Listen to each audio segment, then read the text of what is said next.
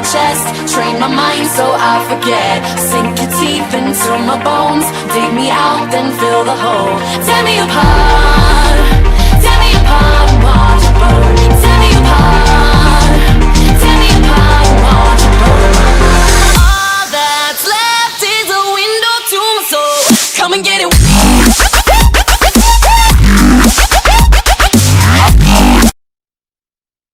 What is going on, guys?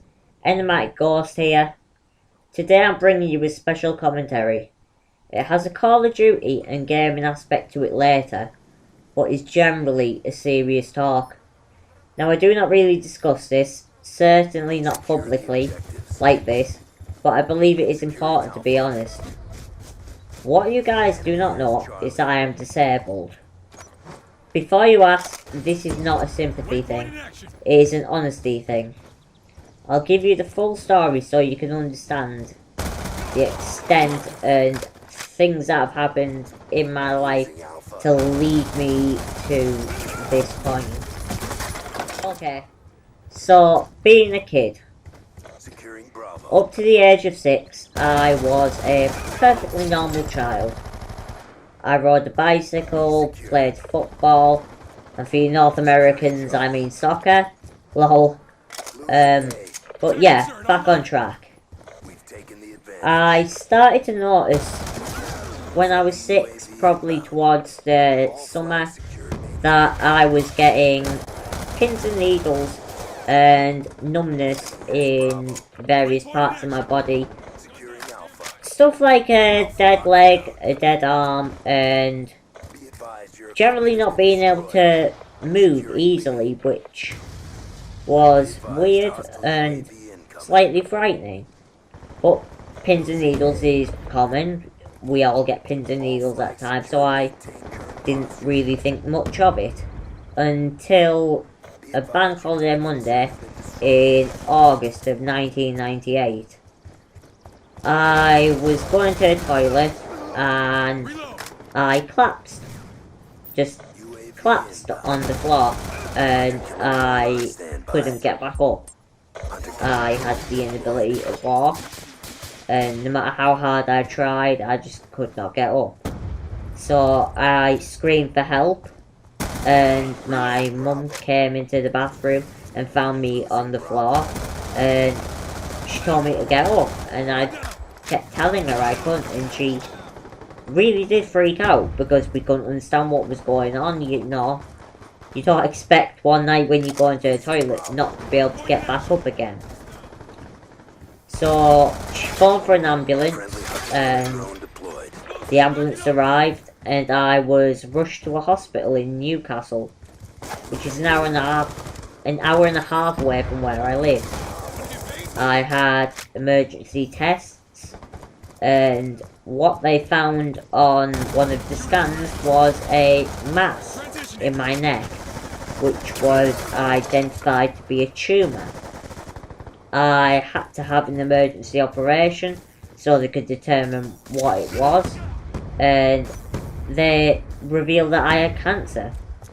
Now, the particular kind of cancer I had was called, well, is called Ewing sarcoma. It is a malignant tumour which infects muscle tissue and bone tissue. I had the operation and they removed part of C6 bone, which is located in my neck, and part of the tumour. After that was removed, there was still some of the tumour left. Therefore, I had to have chemotherapy and radiotherapy for about a year and a half. Now, in that year and a half, it was a pretty bad time. I still did not have the ability to walk. I had some ability to move my legs, but not actually weight bear. So whilst undergoing chemotherapy, which I have to say is probably one of the most horrible things anyone has to endure, because of the hair loss and the fatigue and the general pain that you're in when you're going through it. Yeah, so anyway, I had physiotherapy throughout the course of my treatment. and I eventually learned to walk again with a frame. And then when I reached the point where I was undergoing my radiotherapy treatment, I managed to get onto crutches, which was good. And within a couple of weeks I managed to actually start walking again properly. Even running, which was quite amazing. But in that time that I had chemotherapy, it probably wasn't the greatest time of my life. Not just because of my situation, but where you were. Being on a cancer ward, you know, with people who've got leukemia and other life-threatening diseases like that is just one horrible place. You know, you lose a lot of friends that you make there, and you have to be aware that everyone there is dying or could die, which is probably hard to deal with, especially as a child. Especially at the age I was, bearing in mind that I was 6, or, you know, 6 years old, you're still very much a child. And I did have one friend on the ward, a girl who was in a similar situation, and we were both recovering quite well. And it got to a point where I was going home for weekends and having treatment through the week, and getting back on track slowly, and everything was going well for me, and seemed to be going well for her. Until I found out one day that she had passed away in the middle of the night, which was a horrible experience, and I still think back and think about it and remember people, because I think it's important to remember people at some point and remember how great of a person they were. But moving on from that, I obviously had radiotherapy and I recovered. The tumour was eradicated, and I finished my treatment and went home and went back to school and started being a normal child again. A normal child who's been through a lot, but still a normal child. I went back to riding my bike, I went back to playing football, or soccer if you want to call it that, and being a normal kid, generally. Then, one day, things went from good to bad. Went from bad. Yeah, good to bad. Sorry guys, it's just a little bit hard to talk about at times. It's a very emotional topic for me. So yeah, I was at school one day, running around the playground, you know, as a normal kid, playing games. I think if I remember rightly, we were playing tag, and I blacked out and smashed my head off the floor. Woke up about 30 seconds, a minute later, not knowing what had happened, and I got told that I had collapsed. Yeah. Anyway, I ended up going back up north because, well, I say up north, from where I am back to Newcastle to the hospital to undergo more tests, because they didn't know whether it was a tumour coming back or what. It turns out that it wasn't the tumour coming back, which was great. But I had developed a condition called radiation myelitis. Now, myelitis itself is generally something that's well known, but in my case, the way my myelitis manifested itself, it was not well known, and the doctors were a bit confused and generally didn't know what to make of it. So they did the tests and stuff and found that the nerves in my neck, where I had had cancer, the chemotherapy and radiotherapy had damaged the nerves. Now, as a consequence of this, I actually became paralysed again from the waist down, and the doctors looked into it to see what they could do, and they established that there was actually nothing that they could do, and says that I was from now on a paraplegic, and that I would be wheelchair bound, which sucked, and for a long time I was angry. I don't know whether I was justifiably angry or not, but nevertheless I was angry that this was happening to me. Bearing in mind I was still a child, by this point I was only 8 years old, or something like that, trying to cope with all of these immense things and emotions, and at a time where you should just be a kid having fun, but my life did not work out that way. But yeah, I started to question why it was happening to me and stuff like that. Well, moving on from that point, as I mentioned before, I had an operation on my neck to remove part of the bone and part of the tumour. Now, think of this in the way of a house, or a structure, or a pyramid of cards. If you remove one piece, then the structure itself becomes unstable. Now, this is what happened with my spine because I had part of the bone removed. The structure became unstable. So I developed a condition called spinal scoliosis.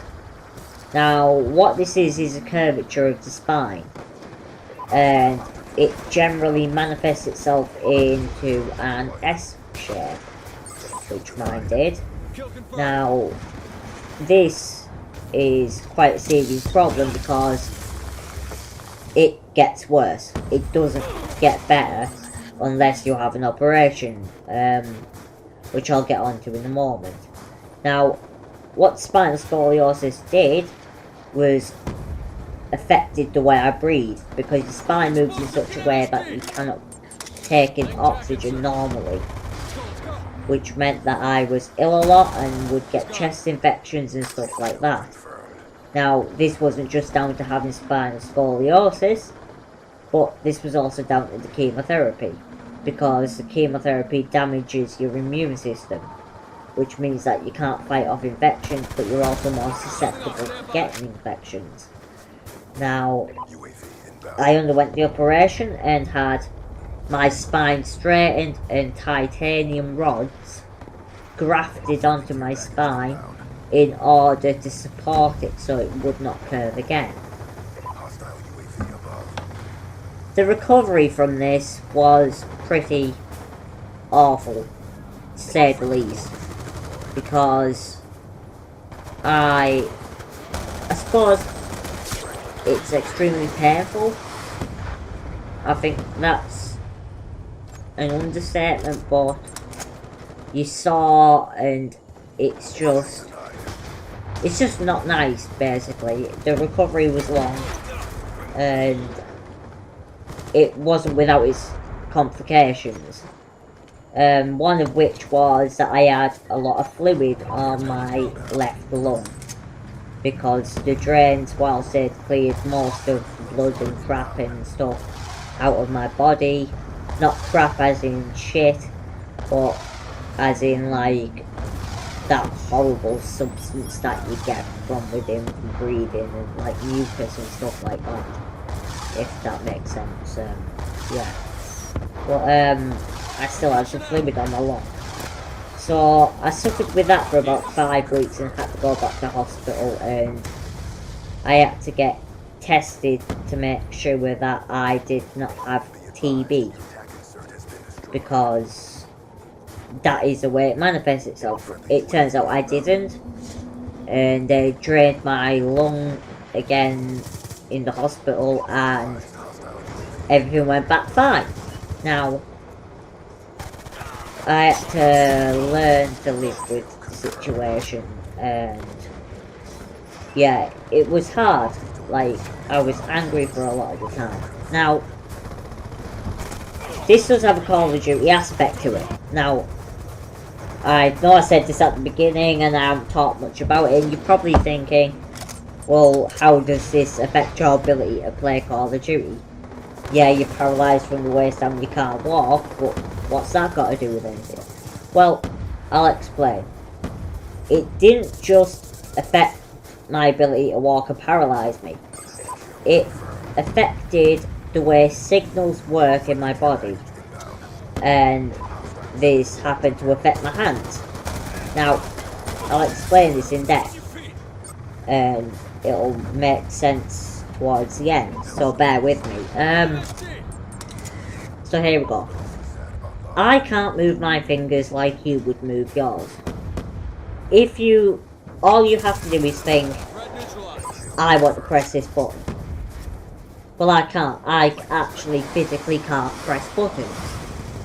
So I had to learn to play on the PlayStation with a new style, and I've learned a way of manipulating my hands in order to play on the PlayStation. Now, I could video this and show you in the future, but at the moment I don't have the time to do it, and I'm unsure how it would work, because even if I did video it, I don't think you would quite understand how it works. But moving on from that anyway, this relates to why I don't aim down the sights when I'm shooting.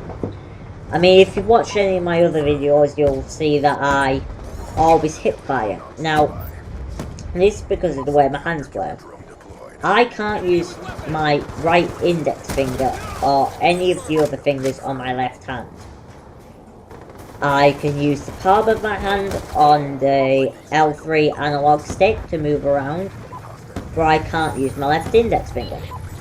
And the way I grasp control means that I can't aim, I can't press L1 whilst firing, unless I'm not moving. Now, this is a bit of a problem, because to actually use SMGs and stuff in the way that you would use them, you still need an element of movement, which I can't do. So I hope that kind of explains why I always hip fire. At some point I may do a video to show you actually how I play. But moving on from that, I got to about the age of 14. Now, at the age of 14, I started to mature a little bit. And I actually rethought my life to an extent. And there was a change in my mindset. I stopped being angry, which was important, because yeah, it was 6 years and many things has happened through that time, but at some point you kind of have to live. And my mindset changed, and I thought about my future. Now, my mindset changed to the extent of that I thought, okay, this has happened to me. It's horrible, it's happened. It wasn't my fault, it wasn't anyone else's fault. So I stopped taking it out on other people and taking it out on myself, and actually thought, you know, I'm lucky to be alive. There's many people on the world who were not as lucky as me, who were in the hospital who weren't as lucky as me. So I started to live again and aspire to things, and not just for myself. I live in a way for them, because I have the chance to make something of my life, which they don't. And in a way that's sad, but in a way it was motivation for me. So I thought about my future and focus more on my academics and school and achieving and being, you know, best student I could be. I'm not going to be a soccer player. I'm not going to be an NBA star. I'm not going to be a snooker champion or race in Formula 1. That I realised, and what I also realised was I'm an intelligent human being. I have a mind, I can voice my thoughts, you know, I am articulate. So I focused on my academics and was doing well in school, I really was, and I was pushing myself, and everyone who knew me realised that, you know, I was that I was coping and that I was actually doing well, and that there was hope for the future. So yeah, that happened, and on to the next point, which is back to exams and my final year at school. My final year in school. We call it here secondary school. I believe in America the equivalent is high school or middle school. I'm not sure. I've never really delved into it, but yeah, it's my final year at school. The beginning of which wasn't great, to be honest. It really wasn't. Many things happened. I told you that I had an operation on my spine and that corrected that problem. But I've still got a problem in my neck that I have to deal with, so yeah, that's pretty crap. I have a similar problem in my neck where that's curving. Now, I had to have an operation, I guess. I'm not sure what you call it. I'll explain. I had halo traction. Now, I will put links in the description about different various medical procedures because I know it's very technical. Because I went through it, I understand it, and I know there's some of you out there who will not have been through the same thing and are not medically versed. So I will put links in so you can, well, to help you understand some of the things I went through. But yeah, I had halo traction, and I'll kind of explain it in simplest terms if I can, but still I'll put a link in so you can read more about it. What they did was drill 4 screws into my skull. I believe the depth they went was 2 centimeters. After that, they attached a band to these to these screws. Now, it's like a rubber band, and then what they do is attach to that weight. Yes, weight, as in the kind of thing you'd lift. Now, they put in, I believe it was 10 pounds of weight. And now what they do is hang it off the back of the bed.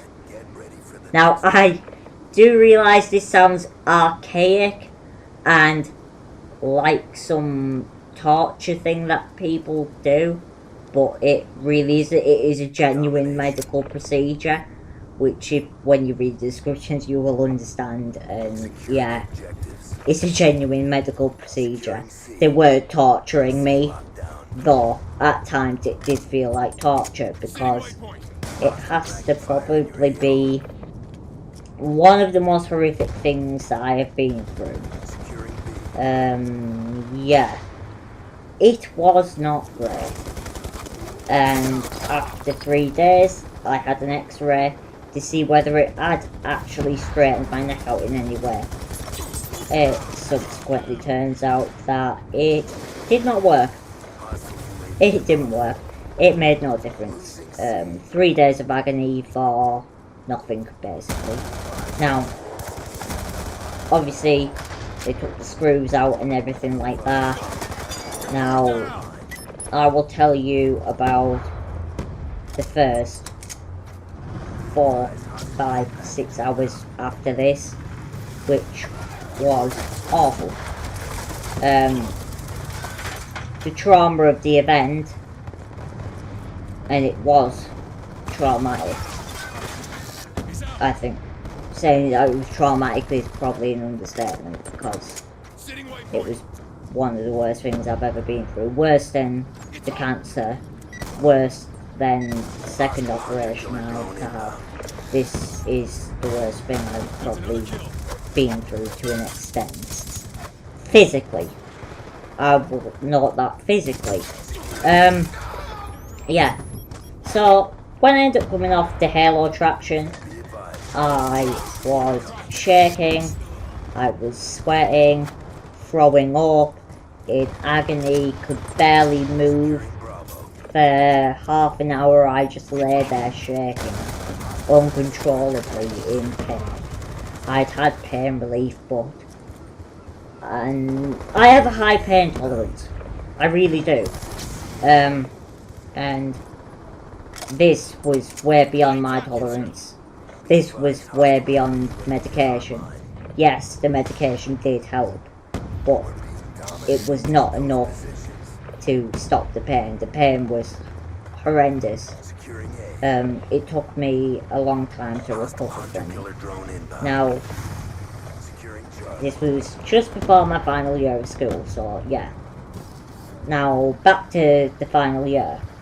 Now, after all this had happened, I recovered. I did recover. But the relationship with my mother, my mummy, whatever you want to call her, yeah. The relationship with my mother severely broke down. This is not a good thing to happen when you've got upcoming exams and you've got work at school and just many things like that. Yeah. Now, this is where things change for me again and went bad again, and I had something else to deal with. And whilst I had been through emotional things and physical things that were horrible and stuff like that, this was something that I'd not dealt with before, so yeah. I'm a teenager, so, you know, I'm 15, 16 years old. I'm still not an adult, you know. To an extent, I'm still immature and, you know, at that age, emotionally, it's hard to deal with things, so, yeah. My relationship broke down with my mother. We argued a lot. Yeah. She could have coped with the way I was. Not my behaviour, because my behaviour was fine, but just the fact that I was in a wheelchair. Which sucks, because you would think the people you rely on the most would be your parents. Just so you know, she was a single mum.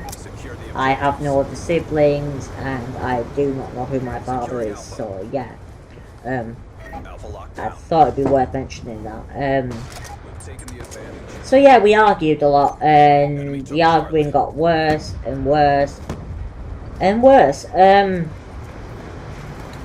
Yeah, I had social workers and stuff like that, because anyone in my position has to have them. You have to. It's just the way the world works. Through no fault of her own. It's nothing to do with abuse or anything like that. It's not that dark. Okay, so don't be thinking it was anything like that, guys, because it wasn't. I wouldn't pretend it was, because that's another horrible thing that people have to go through. I haven't personally been through that, and I don't think I'd want to go through that. Yeah. So one day we're in the car and we're heading home. And this was the day everything changed. Like I said, we've been arguing. And I suppose you get to a point where enough's enough. And this was the point where enough was enough. And it was a heated argument, and she said something which changed my life forever and our relationship forever. It ruined the relationship. And here is what she said.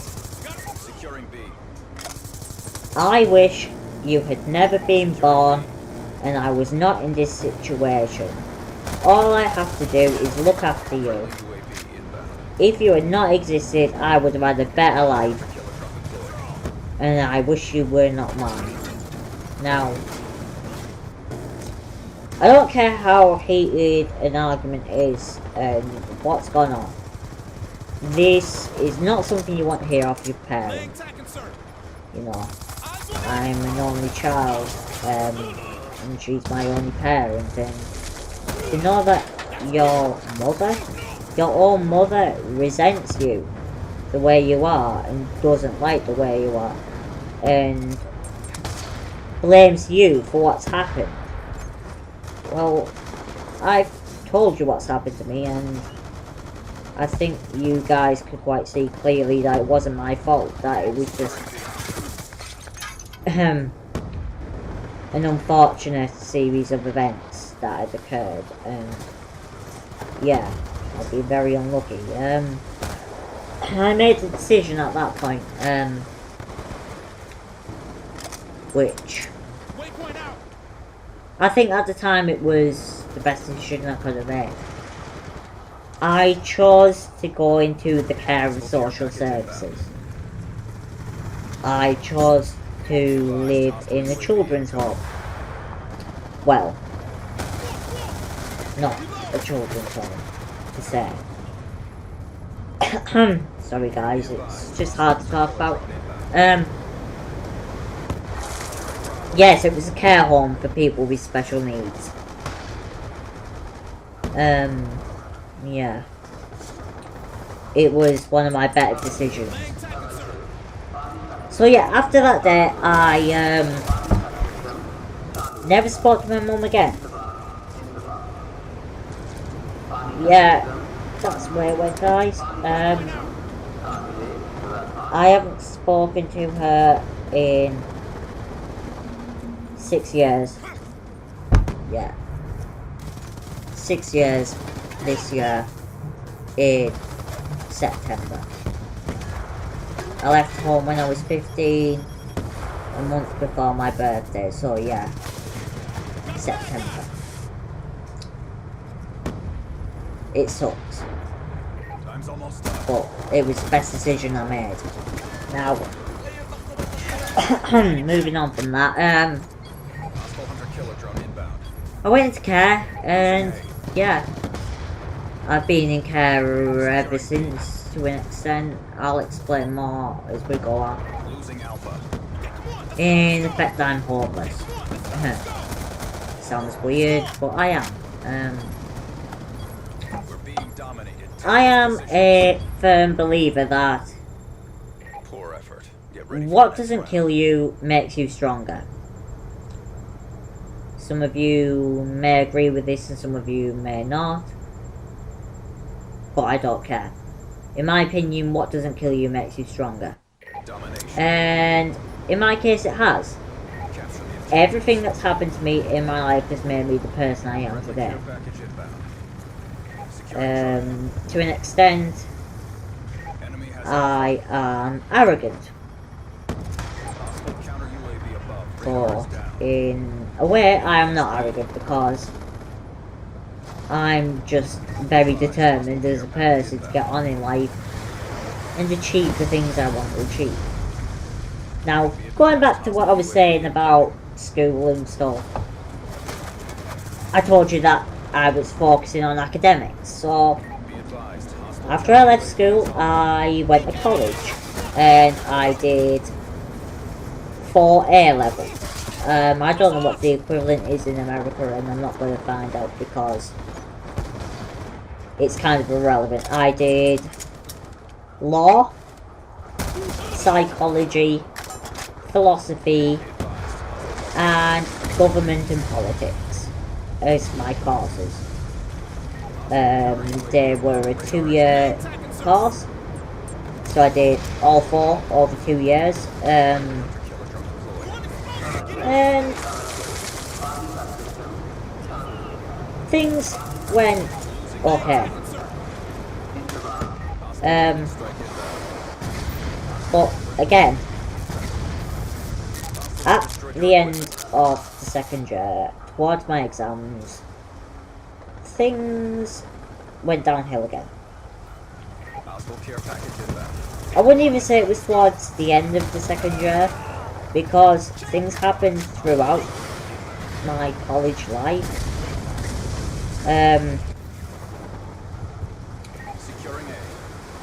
A lot of people don't know how to cope around me.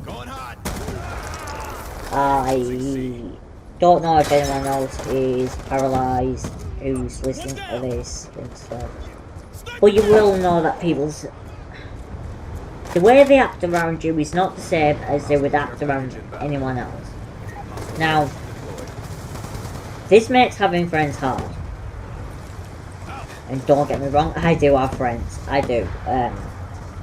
I have friends that I really do care about, and who I know care about me, which is a good thing to have. Now, yeah, so people don't know how to react around you, and they act differently. And I had a problem with one of my lecturers at college. I know I'm saying a lot, but it's one of them where it's trying to think of how to word things and how to say things, and in a way that you guys will understand and stuff like that. But yeah, I had a problem with one of my lecturers at college. I mean, I don't know what it was with it. Overall, he's a good lecturer, right? I'm not slating him as a lecturer or anything like that, but I do firmly believe that he did not know how to cope with me. People have a presumption that because you're in a wheelchair, you have some sort of mental illness. I do not. It's a misconception.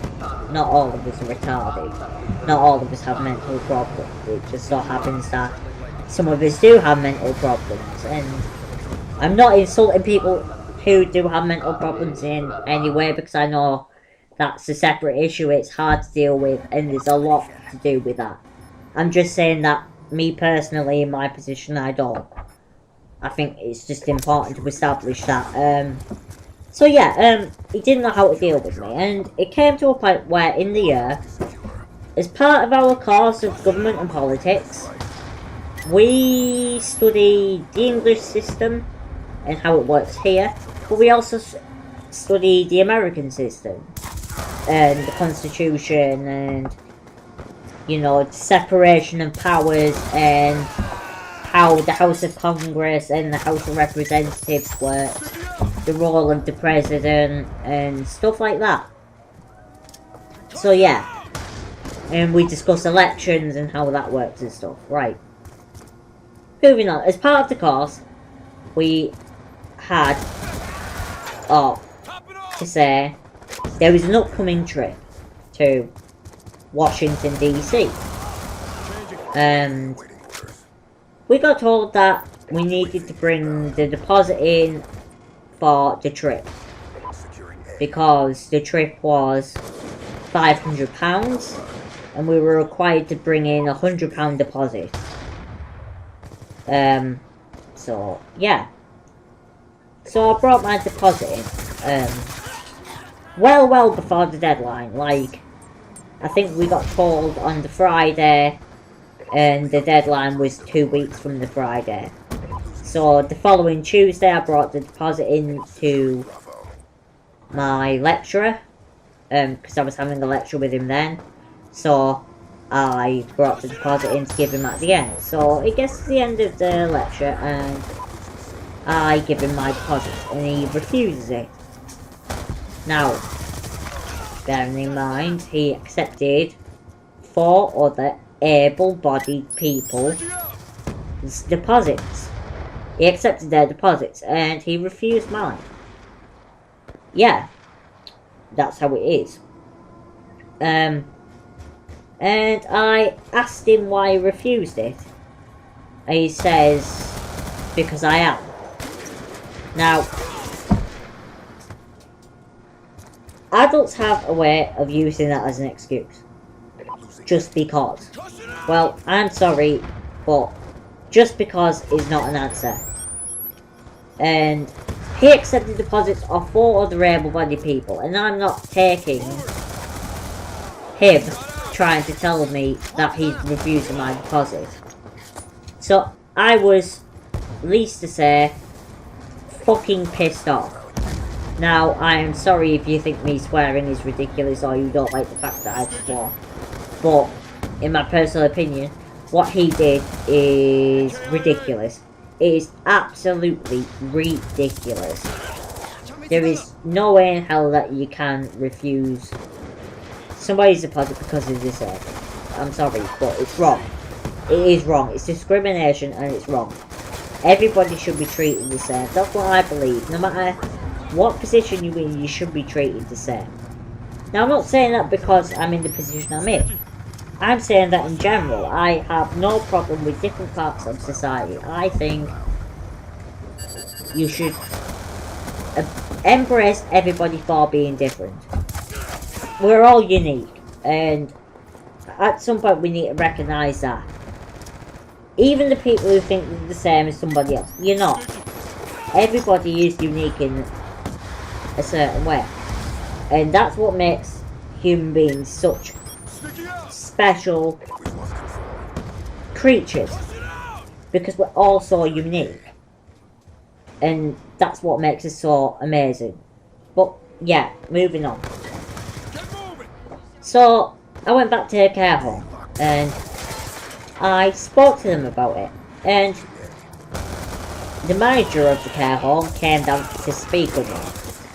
Because she had had a phone call off my lecturer that, and he told her to tell me that I am not allowed to go to America, fly to America, because I'm in a wheelchair and I'm too much of a liability. I don't know what you guys think about that. In my personal opinion, it's pretty ridiculous. Yeah. So anyway, she was not happy. She listened to what he said, but she was not happy. And all credit to her, she's a great woman. She really is a great woman. And I don't think I would have ended up going to America without her. Yeah, I gave away at the end of the story that I ended up going to America. But listen to what happened with this.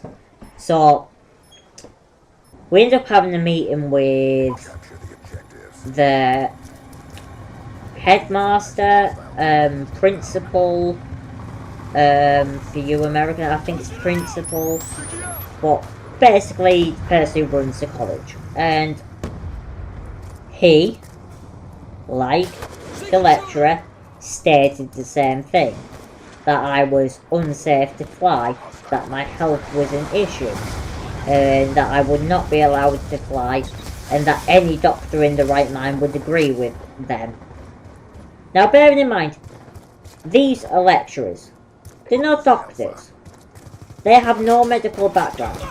They don't know my condition to the extent of my condition, and what I can and can't do.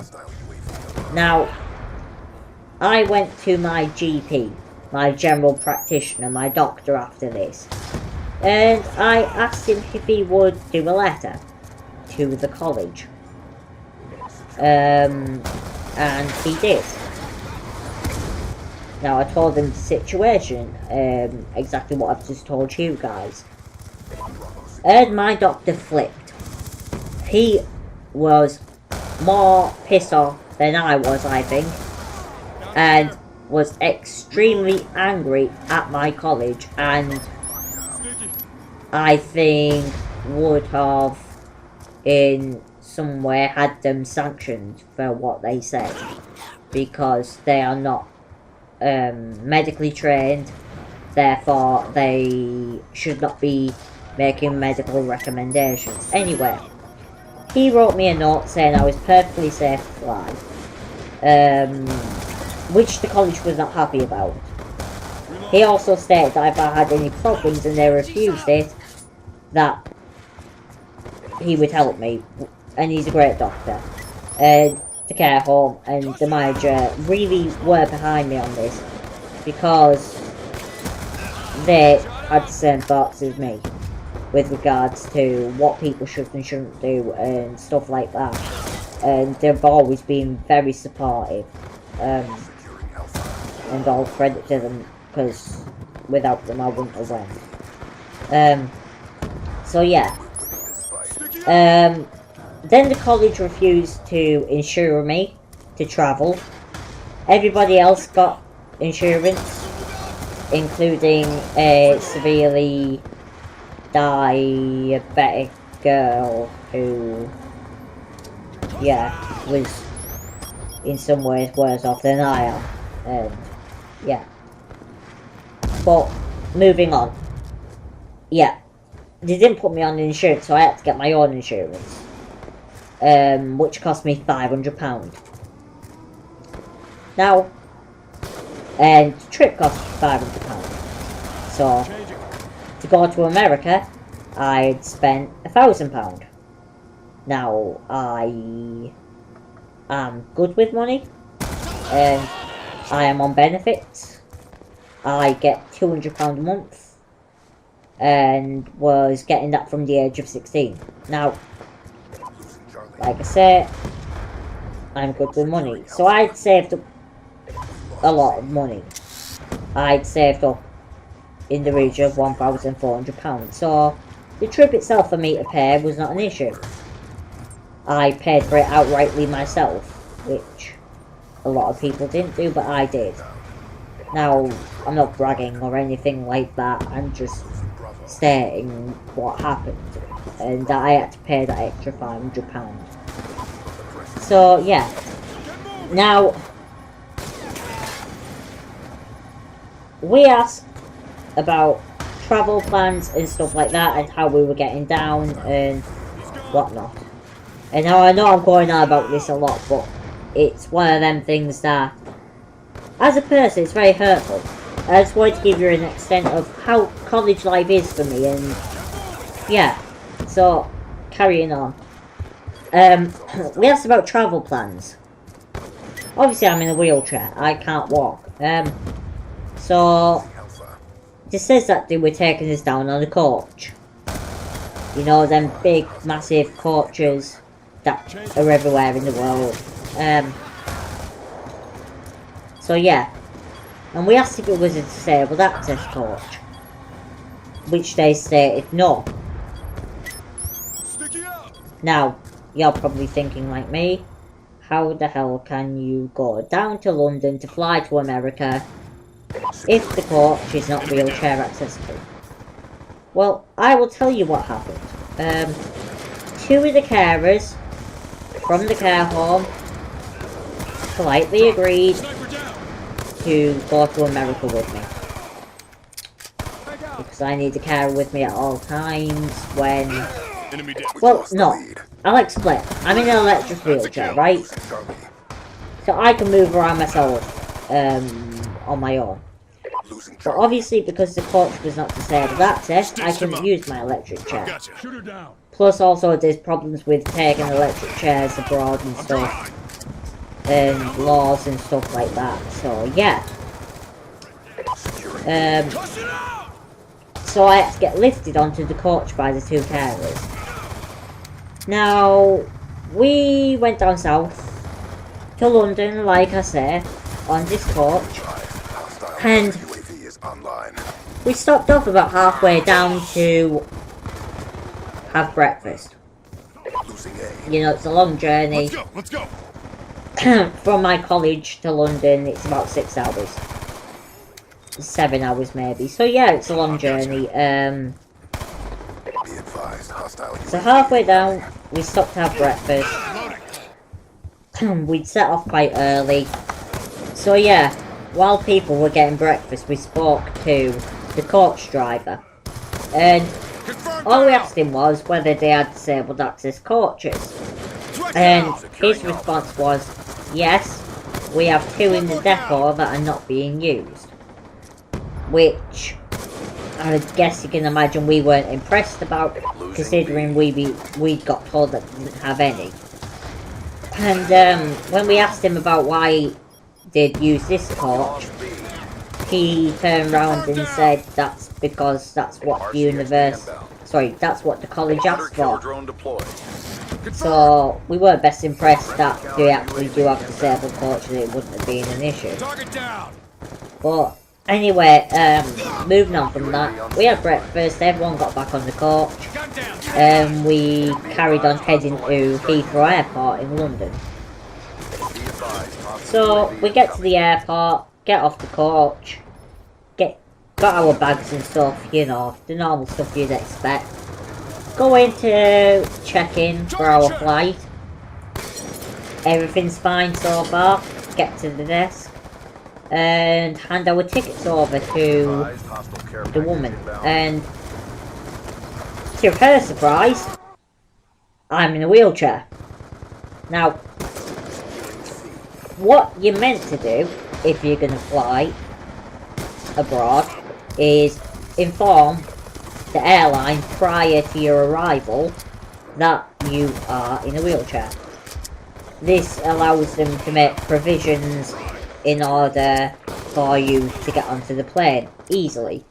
I don't know whether you've seen anyone in a wheelchair get onto a plane, but it's not as conventional as it is for you.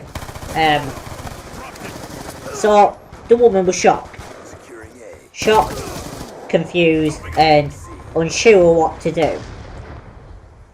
And Securing Alpha. we weren't best impressed either, Almost done. because the college had told us that they'd informed the airline. Well, clearly they hadn't informed the airline, and the lecturer had neglected to do that.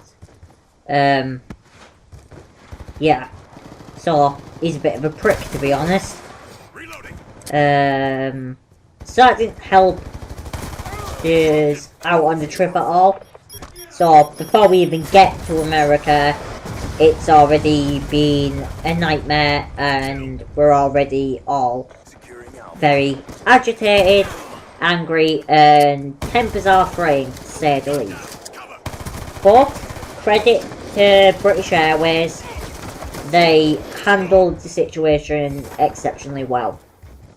They immediately got one of the stewards to help and took us round for check-in and security checks and everything that goes into flying abroad. So yeah, BA sorted that problem out. Another example of great people that the trip wouldn't have happened without. So eventually we get onto the plane and, you know, we take off, fly to America, everything's fine. Now, at this point we were annoyed, and Top it off. there were many rules that the college had set in place. One of them was no drinking. Well, that went out the window immediately. If you're American, in other words, we did not obey that rule. I do realise that, Secure the objective. as I am English, I will use many English colloquialisms. Or slang phrases, to put it simply. Securing So yeah, Alpha. on the plane we were drinking. Various different things. I had Lockdown. a nice little bottle of whiskey and a nice glass of wine, and then we land in America at Dallas Airport. So everything's fine, we get off the plane, I'm out. then we have security checks. Security checks were not particularly great, I'll be honest. I mean, I can understand why they have security checks, they're a very important thing, and we need them in society. Otherwise we will have crazy armed bomb terrorists everywhere, and we wouldn't know what to do, and Sticky out. they'd be screaming and panicking, it would be horrible, and I realise this is a very touchy topic at the moment because of the things that are happening in the news. Especially with the Boston Marathon victims, yeah, my thoughts go out to their families and the victims, and I hope justice is done for them because it's a very terrible thing to happen, and it shouldn't happen in this world, really. But moving on from that, I actually got detained by American Border Control. Needless to say, it was not the best experience of my life. I got questioned as to my intentions of entering America, what the nature of my visit was, which I explained was a college trip as part of my course. Sticky out. Now, that aspect of it's fine. I was detained for about an hour, they checked my passport and did all the relevant security checks that you'd expect, and then I was allowed to enter America. So, yeah, that went all fine. What wasn't great was the fact that there was about 30 of us on the trip, and we're all meant to stay in a group, but no. That was not what my lecturers did. What they chose to do was leave me and my carer whilst we got detained by border security and proceed to get onto the coach that was meant to take us to our motel.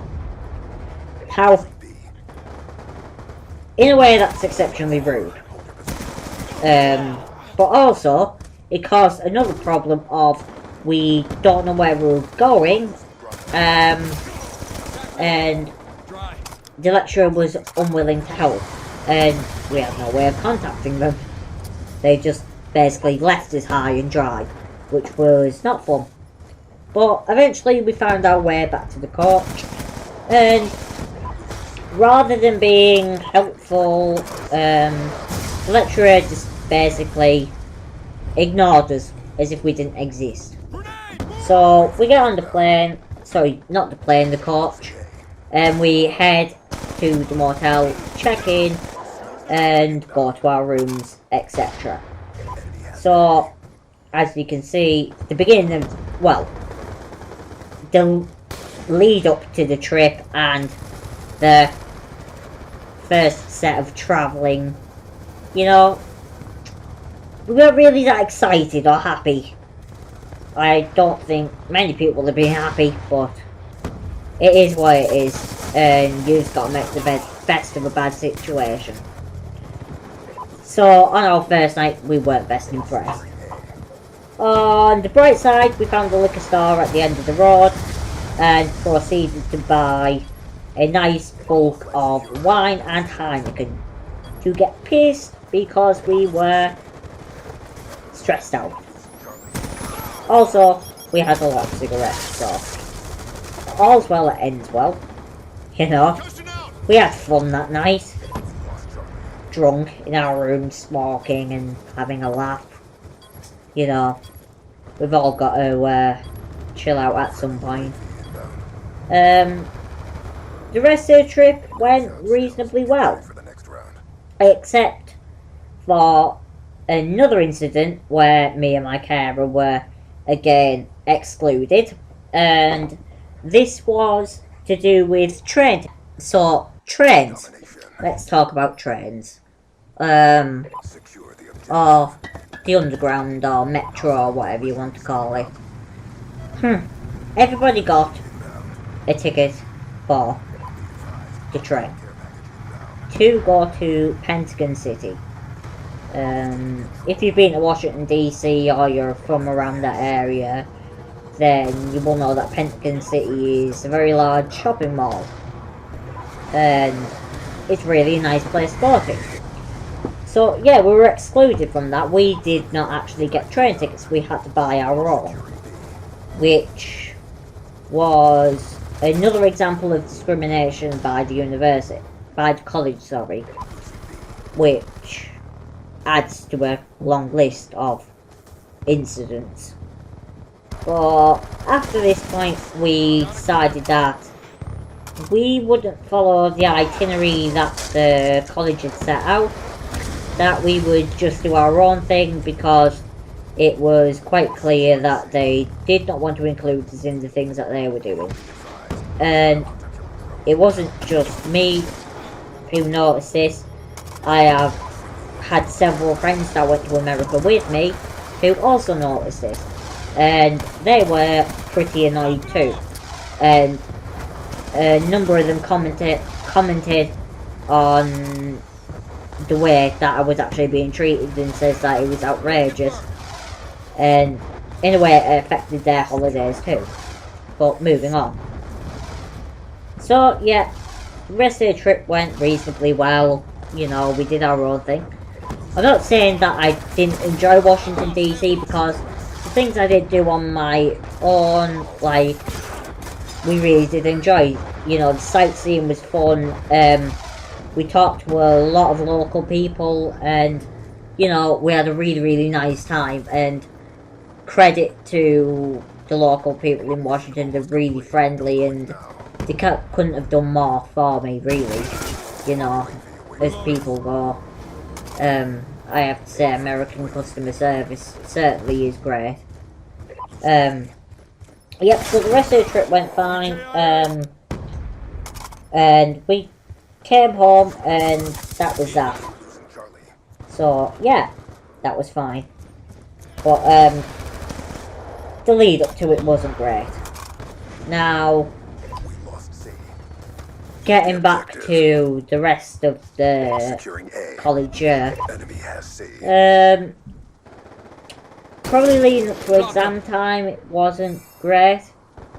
Not because of the exams, though they were stressful. It turned out that 2 people in the care home, in the space of a few short months, died.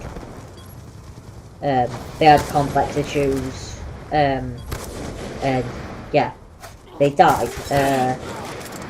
Wasn't great. It was quite an emotional time, and stress and grief and everything takes its toll on you when, you know, stuff happens. It's not particularly fun.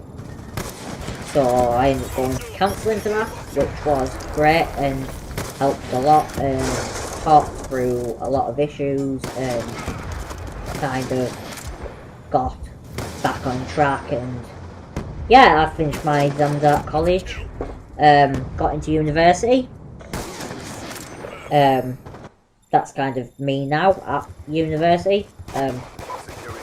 I moved away from where I used to live, down to Stoke. I know a few people in Vicious Blair know about Stoke and are from England and stuff like that, so yeah. But yeah, moved down to Stoke, and ever since then things have pretty much been on track.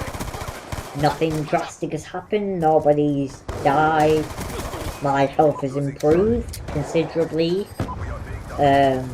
Going back to the whole cancer thing, I'm now, I believe, 12 years in remission? 12 years? I think that's about right. Yeah. I know this hasn't been, probably the most cheeriest of commentaries. In a way, you know. But it's life. I'm happy. That's important to say. And you just get on with things, don't you, really? I'd like to know what you guys think, or if you're going through a similar situation or have problems in your life, you know, like, comment, share, whatever. Message me if you're going through a similar situation, want to talk about it, or if you want advice or anything like that, you know. I'm open to talk about it, I don't mind. And I know that it can be a hard time, and sometimes you just need to let off steam. So, you know, if you've got cancer or know anyone who has and you're struggling with it, or you've had other problems that you just want to talk about, then do message me and I will get back to you. And yeah, or if you want me to explain anything further, then message me and I'll be happy to. Like I said, I'll put links in the description for various parts of the commentary to give more information, so you guys can check it out and understand a bit more. Today really wasn't about the gameplay. Sorry if you were expecting it was going to be, but it isn't. Like I said, like, comment, share and subscribe. I've been Enigmatic Ghost. Peace out. Pull my heart out of my chest, train my mind so I forget. Sink your teeth into my bones, dig me out, then fill the hole. Tear me apart and watch it burn. Tear me apart and watch it burn. All that's left is a window to my soul. Come and get it.